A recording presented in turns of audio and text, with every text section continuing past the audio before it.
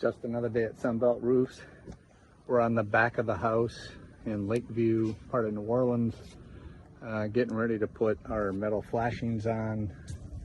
Prior to the wall guys coming in, these walls will all be stucco. Where we're standing here will be standing seam metal. The sides will be JF HTZ charcoal shingles. So we just got to get this flashed properly. Then the guys will come in and put the stucco here. All right, so we use certain flashings for standing seam metal on the side walls versus on the downhill slope where we use apron flashing. This upper part here will be shingles. All the rest of this be brick over on that wall. Just wanted to give you a quick update of what we're doing here today. It's not always all about just nailing shingles on.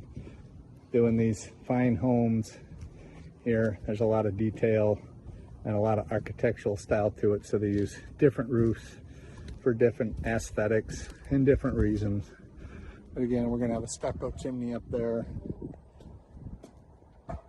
Just a good project. We'll keep you updated from Lakeview.